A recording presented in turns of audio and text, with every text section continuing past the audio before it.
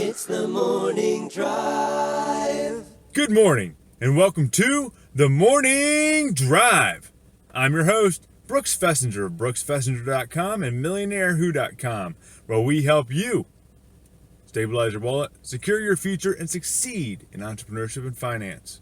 I'm here with my co-host today, 2015 Hyundai Sonata, and hopefully the sun isn't a major co-host that wreaks problems on this conversation. All right. Today, what do we have on the docket? We are going to be talking about, is becoming a millionaire even realistic? Is it something you can realistically and should realistically be doing?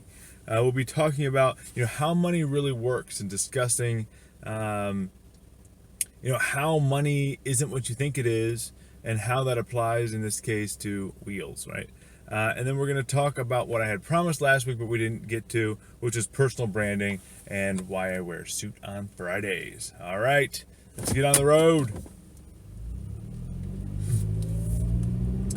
All right, so the first question for today is becoming a millionaire even realistic? The whole name of this is Millionaire Who. The conversation has been around, not that everybody should have the same goal of $1 million, but is this concept of millionaire, is this a reach, or is this something that all of us can and should be achieving? And I've mentioned before in this podcast that becoming a millionaire isn't a challenge. I mean, it takes work, but it's something every single person listening to this should be able to accomplish. I'm sure there's somebody out there who's 95 years old and says, hey, my doctor told me I have 6 months left to live. But even then, it's a possibility, right? But for many people, it's very realistic. And even if you have very modest income, very low income, if you make close to minimum wage, it's still realistic to become a millionaire, right? And that's one of the things I want to start talking about for a minute, is the idea that, you're really holding yourself back and hurting yourself if you don't realize that it's even an attainable goal. That's just always been one of those issues that people can have, where if you don't think something's an attainable goal, you can't accomplish it. And so what I want to talk about when it comes specifically to the topic of becoming a millionaire is that it is very much an attainable goal, and there's no reason why you can't become one or aren't one right now. Some of you out there are going to say, hey, I already am. Great. You're with good company, right? So there's a lot of data out there talking about this concept of millionaire. And that's because millionaire is one of those words and one of those phrases and one of those concepts that, frankly, gets used a lot. And some people who are younger think millionaire is like, oh my gosh, it's rich.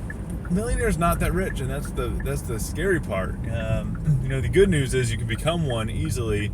The bad news is becoming a millionaire doesn't solve all of world hunger and make life easy. I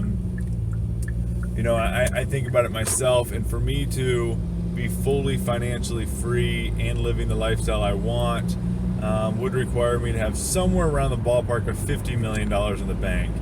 And now, what is that? How much money is that for you? It depends on all of us. We all have different goals, interests, dreams, etc., right?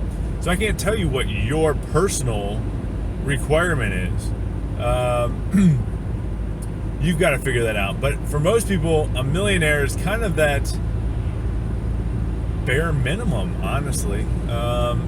What I mean by that is, I'm not trying to sound discouraging, but $1 million is going to keep you alive. It lets you do a few things if you manage it properly, but you still have to manage it properly, and it doesn't mean you're going to be spending every weekend in exotic islands and driving, Lamborghinis, Ferraris, and Maseratis all the time. So, that's kind of the tough thing for a lot of people to realize or accept, is that while being a millionaire is a great goal and a great target, once you get there, you're going to realize real quick, hey, this is great. I'm way better off than I am if I'm not, but it's not enough. I need to keep going.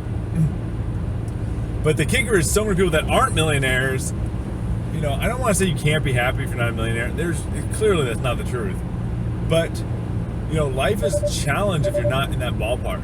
If you don't have enough assets then you can't be financially free. You're dependent on that paycheck. You're dependent on that next moment. And as you age, you start worrying about your future. Can you afford the health care? Can you afford your housing? Can you afford all that stuff you need? And that's why I think the millionaire concept is a great target. But don't target that for 65, That should be the worst case scenario is to become a millionaire at 65. The best case scenario is you should try to become a millionaire a lot sooner, because that's going to open up a lot of opportunities for you and help be a launching off pad to start doing a lot of other things. Because once you have that money, then you can start making a whole lot more money if you want it, or adjust your lifestyle to fit within that if you don't want those things that other people do, right? But that's a personal choice. I've been part of some money forums and stuff like that, and I know one of them I was talking about my interest in cars, and several people got on me and they said, you're in the wrong place. If you care about having a nice car, then you clearly aren't a good money person. And I'm not silly, right? I love Paula Pant's phrase or tagline, right, which is you can afford anything, you just can't afford everything. And the idea is, for me, cars are my bread and butter. It is what I do for my free time. It's what I do for my passion. It's what I do for a living. Cars are in very many ways my life, and that's okay. What is it for you? Is it biking? Is it hiking? Is it travel? Is it, you can have the thing you spend your money on. You don't have to be broke in all areas of your life. And that just really, I sat there and rolled my eyes, and I want to just tell them all to grow up, right? Because it doesn't help to judge people based on their interests, especially when they can afford to do their interests, right? It's not like they're using your tax dollars to do that hobby. I can understand that argument. If somebody's using your tax dollars and which means they're taking money out of your pocket and they're wasting it, then maybe you have a right to say something. But if they're not using your money, you don't have a right to say a word, because they're able to do it. They're fine. And in my case, I think I'm doing things much better than 99.9% of the population, in that I'm growing my assets. I'm, only doing things I can afford to do. I only buy things I can afford to lose. I mean, I'm certainly not living among my means in any case. But that's the cool thing I'm talking to you guys about is, once you get to a point where you have more money, then you can do more stuff, and it's not living beyond your means, right? Because you can afford to do it. A lot of times we just assume that because somebody's got nice stuff, they're living by their means, and many of them are. But I know some other people, it's funny, they might live in a normal-sized house and, drive a Honda Civic to work, and then at home they've got Ferraris and Lamborghinis because that's what they love, But, so it goes back to the question, is becoming a millionaire, is that even realistic, right? Is that realistic for you? Is it realistic for people? And, according to CNBC, there's 10.8 million millionaires in the United States, right? So almost 11 million millionaires in the United States, according to CNBC, right? Now there's about 327 million people in the U.S. That makes about 3.4% of them millionaires, according to the CNBC. However, I would call that the low estimate, right? According to the Federal Reserve, the 90th percentile is 1.2 million. Now, what the 90th percentile means is that 10% of people are above that line, 90% of the people are below that line. I like to use the example of if you bring your kid into a doctor's office. Say, for example, it's a 10-year-old girl, and they say, for girls her age, she is at the 60th percentile. And what that means is 40% of girls her age are taller and 60% of girls her age are shorter. This is the same thing. So the 90th percentile means 10% of individuals in America have higher net worth and 90% have lower net worth. And that is $1.2 million, right? So think about that for a minute. If that means if 90% of people have more than $1.2 million, then that means 1 in 10 people you run into in life, right? 1 in 10 people in life are millionaires. I mean, think about that for a minute. Put that into perspective. Now, there's a few ways I can put that in perspective, right? The average high school, according to the National Center for Education Statistics, has about 273 students. That surprised me. I would have guessed it was a lot larger. Because around here we've got schools of 7,000 people. But if you just have that a class of 273 people, that's 27 kids in the class, right? So 27 kids are going to be millionaires. So think about that, right? The kids you went to school with. Why can't you be one of those 27 kids in your class that was a millionaire, right? Is there a reason why you can't be one of those 27 kids? I don't think so. I think you should be one of those 27 kids, right? You think about that. That's how realistic is that? To just be one of the kids in your high school. It's not some crazy reach that you can't get. Think about it this way. Have you ever flown an airplane? Right?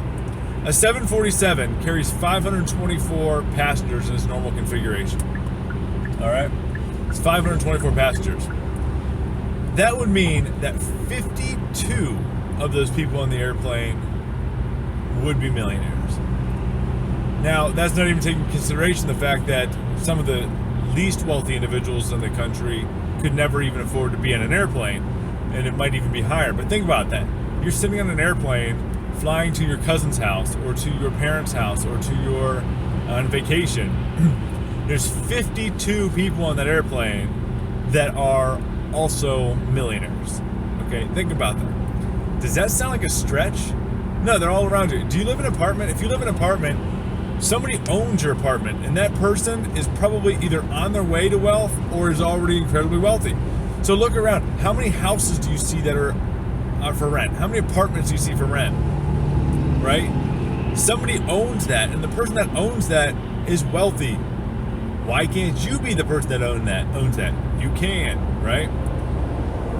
Look around at the businesses. Most of the businesses you see, the owners are wealthy, right? You think about that.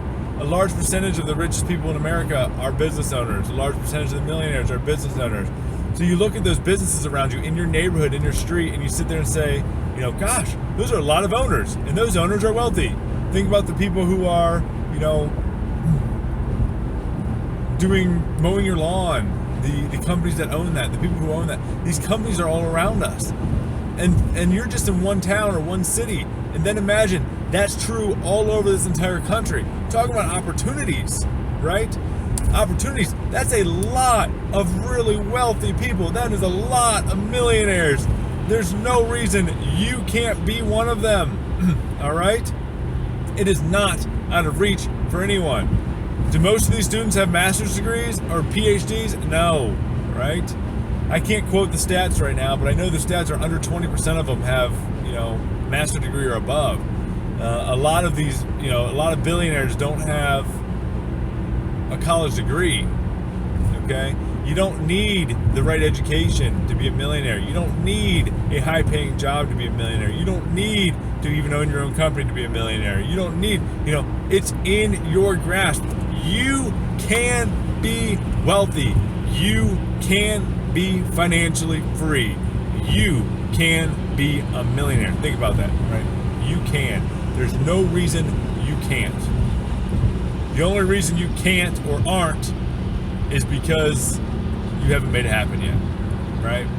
And that's hopefully why you're spending time with me, to help make that happen. But once again, I want you to realize that it's not a pie-in-the-sky dream, right? Becoming a millionaire is a realistic thing that I think all of us should and can do. One popular topic today is this concept of wealth inequality. And while wealth inequality is certainly a topic and something to discuss, the other side of the coin is there's a lot of wealthy people out there, and the disparity might be bigger, but there's really no wall to keep you from becoming wealthy. The biggest walls you're going to face are things like consumerism, right? The feeling that you need to have what somebody else has when you don't have the money for it. I mean, I would say the vast majority of people that I work with that aren't wealthy are literally shooting themselves in the foot on a day-to-day basis because they're buying food they can't afford, buying cars they can't afford, buying houses they can't afford, buying furniture they can't afford, buying anything and everything they can't afford, and then complaining about it, saying that they don't have any money, You can't drive a $20,000 car and then complain to me that you're broke, because there's no reason you have to drive a $20,000 car. You're choosing to drive a $20,000 car. Now, more power to you if you want to drive a $20,000 car. More power to you if you want to drive a $50,000 car. Great. But you can't complain to me that because you're choosing to spend all your money there instead of using it in a way that you can earn more money, that you can't be successful. To me, that's silly. And $20,000 is an understatement. The average car today is about $32,000. So I'm seeing you're spending $32,000 on a car, and then telling me that you can't become wealthy. It just doesn't even make sense. That conflicts. Why are you buying a $32,000 car if you're not wealthy? Same thing with a house. It's like people living in $500,000 houses or $1 million houses on $80,000 a year incomes. What makes you think you can afford that house? Because the bank said you can. We kind of talked about it the other day. I don't live in a $1 million house. I can't even understand why somebody would, unless you've got so much money that's a drop in the bucket and it's not a big deal. In which case, more power to you. Same thing with the car thing. I didn't buy a car that cost more than. There might be some exceptions, but for the most part, I targeted that $10,000 range. When I was younger, I targeted about $2,000 range. Then I eventually moved up to about $8,000 and $10,000 range, and that was until I was already doing pretty well. And then once I was doing pretty well, then I stepped up to a $20,000 car, right? Big spender, right? That is a big spender. So don't spend it until you can afford it. So once again, go out there, become a millionaire. There's no reason you can't. They're all around you. Look around. They're all around you. They're driving in the car next to you. Most millionaires aren't going to be driving a Ferrari, though. They're going to be sitting there driving a Ford. Once again, the only reason I drive a Ferrari some days is because I love cars. It's my life. But most millionaires are going to be driving a Ford. They're going to be living in a normal neighborhood. You probably have no idea that they are wealthy, and that's because one of the easiest ways to wealth is to keep your spending in check. Second thing I want to talk about is how money really works. And I had this great example. I do this kind of stuff with cars, and that's why I wrote a book about it.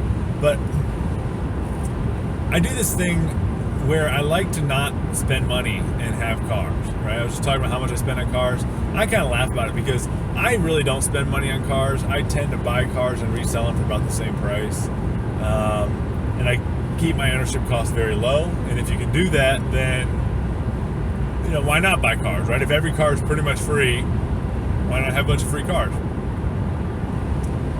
The biggest cost being holding cost. So I was facing this situation with a car where I had a really nice truck, and I realized, what am I doing? I don't need a nice truck. We were getting in the camper thing. We weren't in the camper thing anymore. We sold our race trailer. We didn't have the race trailer. I'm like, why am I sitting on this F-350 diesel Lariat? Like, it doesn't make sense. So we decided to downsize and buy ourselves just a normal, F-150. And I was out there looking, and I was like, gosh, these cars are expensive. I've kind of used the story before about how I bought this cheap. But one of the things that came up is when I bought the car, the tires were bald. Okay, bald tires, big problem. Don't drive with bald tires. So I've got bald tires. Now what do I do about it? I sat there and I was like, no big deal, right? If you go to a store, you're going to maybe pay $500, $600 for tires for this truck. On top of paying $500, $600 for tires for the truck, you're going to get hit with a second problem. And the second problem is going to be you're going to have to pay to mount them and balance them. So that's going to be what, another $150? So you're looking at about $650 to $750 for new tires on my truck. Do you think I'm going to do that? No. Why would I pay $700 for new tires when I can get paid for new tires? So I thought this was an excellent example of me actually getting paid to get new tires, and realistically there's no reason why you can't get paid to get new tires also. So how do you get paid to get new tires, right? No, I'm not one of those people that's about to send you some, scam about how you can get paid 7% for referring people to buytires.net, right? If that's a real website, I have no idea. I just made that up on the spot, so I apologize. Hopefully it's free advertising for them, right? What I'm talking about is, think about trading, right? If I've got wheels on my car, do the wheels without the tires have value?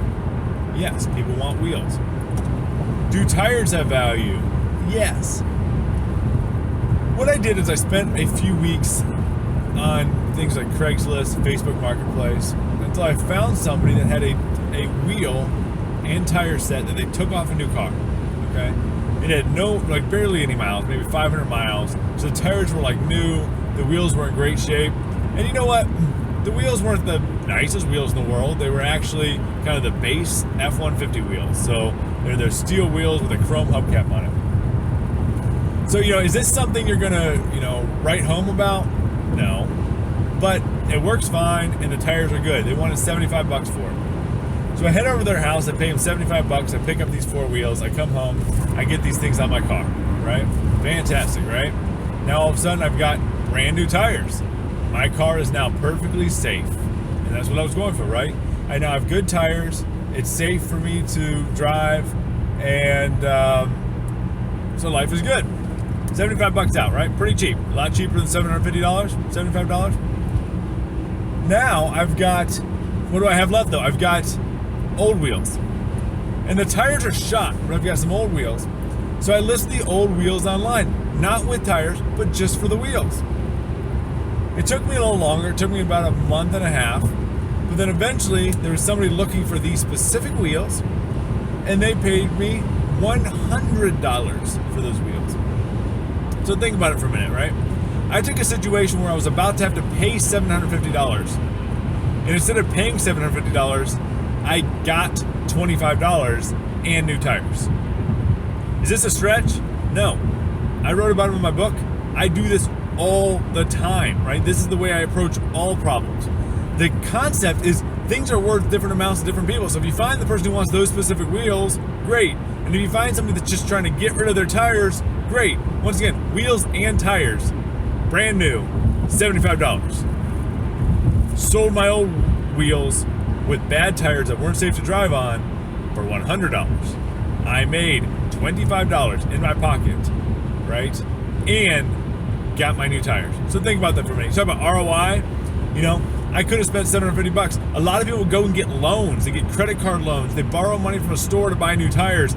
I got paid to get new tires, right? Why am I getting paid to get new tires while you're going in debt for new tires? Think about that for a minute. Is there a difference in thought process here? Is this a different thought? This is a different thought. Which thought do you want to have, right? I'm going to tell you right now, have the thought, get paid for your new tires. I take that approach to so much stuff on things like cars, right? It's almost like I get paid to drive a car, Why don't you get paid to drive a car? Why do you waste money on a car? Why do you spend money on a car? Why do you look at this stuff as a stressor? Think outside the box. Think this is how money works, right? People become wealthy not by working their rear end off at a specific job. Yes, they work hard, but they work hard and they work smart. And they work smart by thinking about income differences. Your employer is saying that to you, your work, or to him, your work is worth more than your work is to yourself. Think about that, right? They're playing that income disparity. Why would they pay you $50,000 a year to work? Because he's getting more than $50,000 of value out of you. Why don't you get more than $50,000 value out of yourself? Likely because you can't, right? So he's adding that service. That's income disparity, putting things in the right context, in the right situation. I've talked about before how I can go buy a spring for $10 and sell it for $40 by putting it in the place that people need it and where people are looking for it, right? That's how money works. And the more I tell you these kind of examples, the more you're going to start thinking about how money works, and you're going to stop the silliness of thinking you go to work, you earn a paycheck, you get debt, and you buy the stuff you want, right? That's silly. That's what only people who are broke do, okay? So hopefully that's a good little story. True story, just happened yesterday. I finally sold the second set of wheels. I could have tried to sell them in a day and gotten nothing for it. And you could say, hey, is your time worth it? Well, those are all different calculations, right? Maybe your time's worth it, maybe it's not. I'll tell you right now, my time is worth getting $25 instead of paying $750. No question about it, right? My time is worth that. So I will do that virtually any day. Virtually any day. All right, last thing I've been promising now, I got to talk about this concept of personal branding, okay?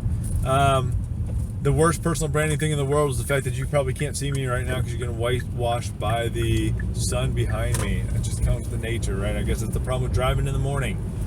Someday somebody's going to tell me, well, why don't you just stage this thing? And I'll say, because this is the morning drive. All right, so personal branding. Personal branding is really, really, really important to me. People need to know what you are in seconds, and they need to have an image of what you are in seconds. And everybody has a brand. If you're not controlling your brand, then you're probably a character from The Office, right? I love The Office, but it's kind of funny because you think about where you work, and there's somebody that's everybody in there. And I know The Office is also like 10 years old now, so someone's like, what's The Office? I'm only 18. But if you're not controlling your brand, then who is? And if nobody's controlling your brand, then that means people are drawing conclusions and coming up with a brand for you that you may not want. And because of that, it's really important to me, and it should be important to you, to pay a lot of attention to what is your brand. How do you want people to perceive you? How do you want people to think about you? I've told my students this when they've walked into class. I've told them, I said, why would you come in late your first day, wearing a hoodie, and unprepared? What brand did you just build for yourself? You're a slacker, right? Why would you want your teacher to think you're a slacker? You might be the smartest person in the world, but you just built that brand that you're a slacker, okay? So an important thing to me has always been to build the brand, not just for other people, but also for myself. And one of those examples is Suits on Fridays, right? For many years, I would probably say for the last 20 years, 25 years, I have always worn a suit on Fridays, right? When I worked at companies that didn't wear suits, I wore a suit on Friday. Why would I wear a suit on Friday? Two reasons. It's the personal brand, right? I want people to see me in a suit. I want people to think of me as the person that's so over the top, so hardworking, so dedicated, so professional that they wear a suit on Friday when no one else does. And the second thing that I want to do is remind myself to finish strong. My wrestling coach in high school used to always talk about the idea of finish strong, right? He'd be like, finish strong, right? And that mentality of finishing strong is what wins wrestling matches, but it's also what wins almost everything else in life. So I love thinking that when other people are slacking off, when others are taking it easy, I'm finishing strong. And that's when I am getting my upper edge. That is when I am seeing my most success. I am finishing strong. I'm not tapering off, right? I'm coming in hot. I'm working hard the whole time. And when it gets towards the end, you know who's grinding it out? You know who's finishing strong? I'm finishing strong, right? That's something that's so important to me, so ingrained in my day-to-day activities, that even at night when I'm about ready to go to bed and it's 2 a.m., I'm like, you know what? No, I'm going to finish strong. I'm going to go do something that's going to have a big impact, right? I'm going to finish strong, right? Or when I'm at work, on Fridays, I'm wearing a suit because why? I'm going to finish strong, right? I'm finishing strong. It's Friday. It's time to close this week up. I'm going to make amazing things happen right here, right now. Okay? Finishing strong.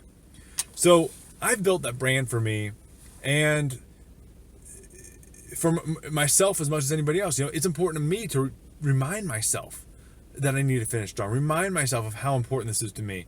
And the funny thing is, I know a whole lot of other people that have the same type of things. Are they the person that takes the stairs? I think that's Rory Vaden's thing, right? Take the stairs. It's the same concept, right? What's taking the stairs? It means you're going to do the work it takes to do things, but it also means literally go take the stairs and remind yourself every day. Create that habit of taking the stairs every day in and out.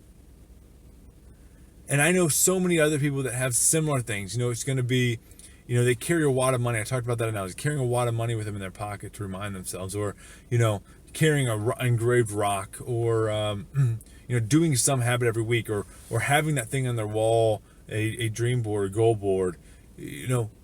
Most people that I know that are successful, they've built a brand, they think about the brand, and they've got something like that, not just for others, but for themselves. Because they want to remind themselves, they want to keep it in their head, ingrained in their head, to do that thing that others aren't doing, to do that thing that others aren't willing to do, to become exceptional, right? Being great is not good enough for a lot of these people, including me. Being great is not good enough. I want to be exceptional, okay? So once again, I wear a suit on Friday. I wear a suit on Friday because I finish strong, right? I finish strong. Do you finish strong? Do you take the stairs? What do you do? And if you don't do something yet, start thinking about it, right? What can you do to make sure your motivation stays up, to make sure you start exceeding and you continue to do amazing things. All right? I really appreciate you joining me on this drive today. Apologize for the sun getting in the way. Because of that sun, it actually shut off my camera for a minute, so hopefully this all worked out. But once again, I really appreciate your time today. Now get out there and make the impossible happen.